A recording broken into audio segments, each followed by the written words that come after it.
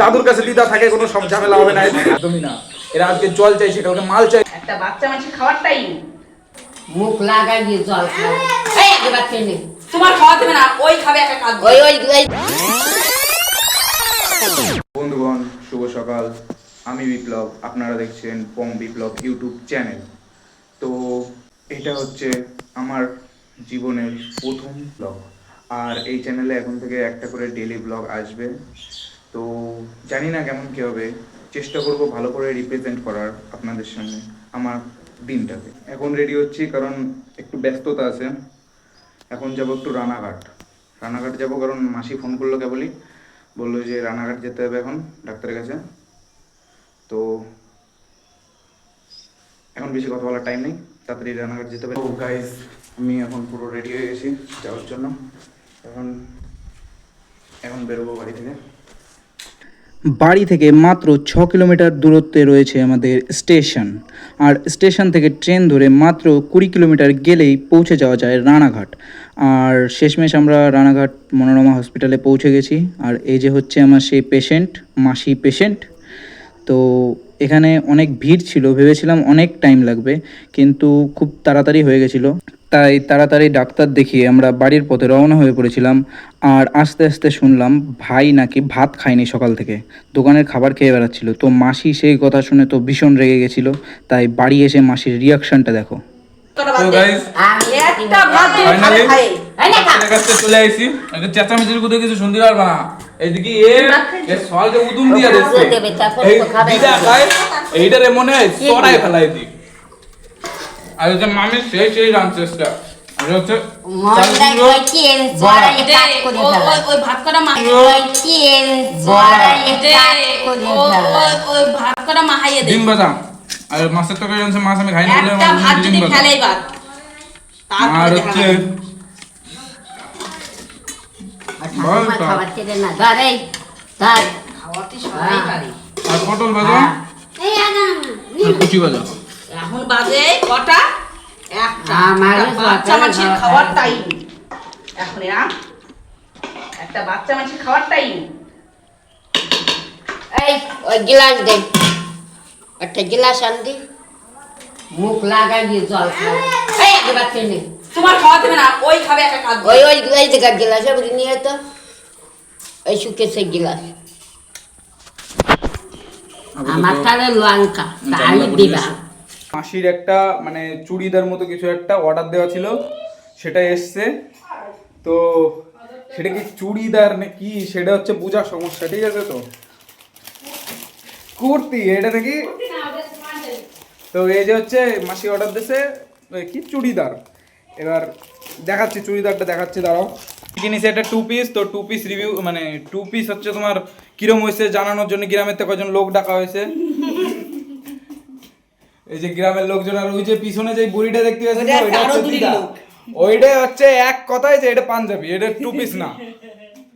তো দেখেই নাও কিরম লাগতেছে আদৌ। তো কি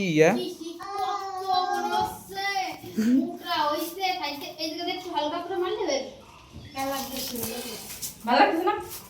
আর আমার মা বুড়া খালি কষ্ট মানে ও দিদা, দিদা এই বৌদি এই যে এটা কি, এটা কি, এটা কি পাঞ্জাবি? এটা কার জন্য রেখে দিতে করছিল তুমি? এটা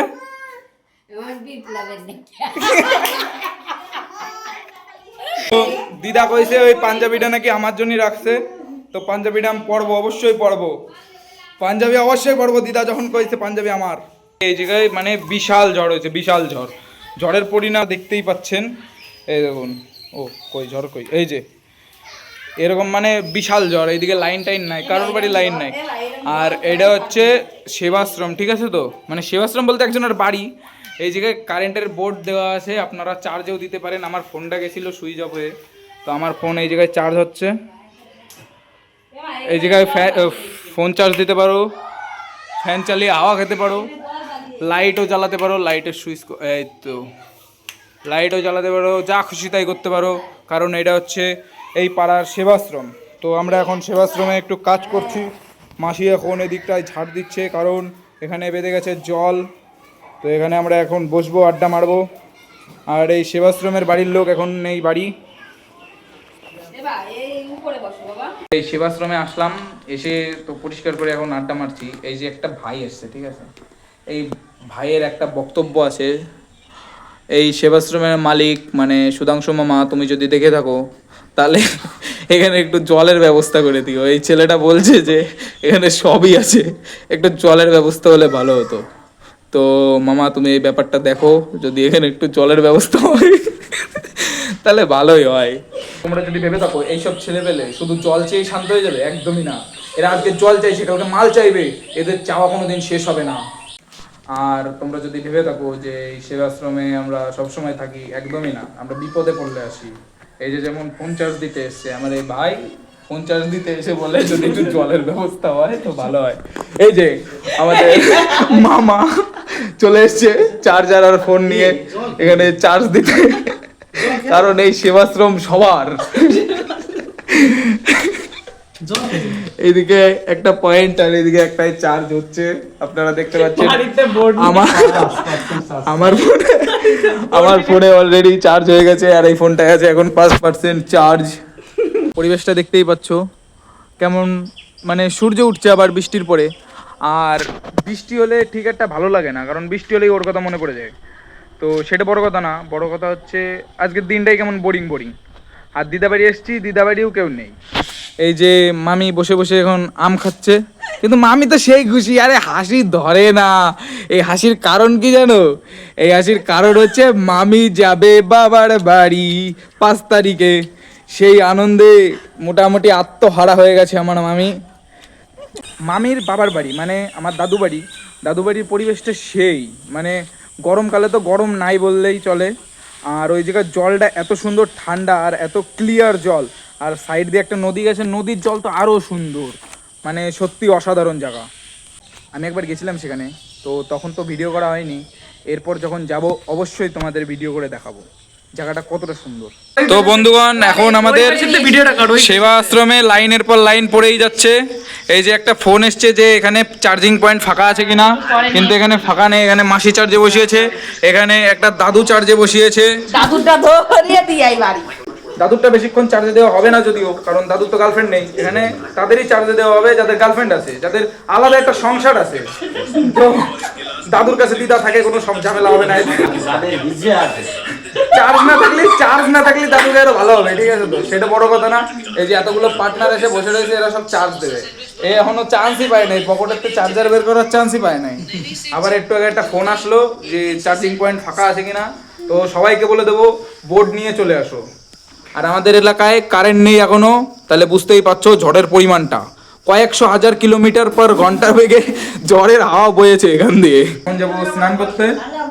তো বন্ধুগণ, আজকের জন্য একটুকুই। ভিডিওটা যদি ভালো লাগে তাহলে একটা লাইক, একটা শেয়ার, আর চ্যানেলটা সাবস্ক্রাইব করে দিও। আমার মাসি যেহেতু বলছে সাবস্ক্রাইবটা করে দিতে, তো করে দিও। সাবস্ক্রাইব করতে টাকা লাগে না। তো দেখা হচ্ছে কালকে সকালে। অনেক নাকি? Good night.